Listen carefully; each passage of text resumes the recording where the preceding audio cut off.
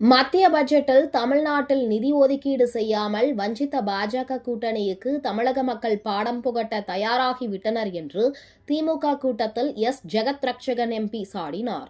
சட்டமன்ற பொதுத் தேர்தல் நெருங்கி வரும் நிலையில் திருவள்ளூர் மாவட்டம் திருத்தணி அருகே பேட்டையில் திமுக சார்பில் தமிழகம் தலைகுனியாது பிரச்சார பொதுக்கூட்டம் நடைபெற்றது. இந்த கூட்டத்தில் ஜெகத் ரட்சகன் எம்பி கலந்து கொண்டு பேசினார்.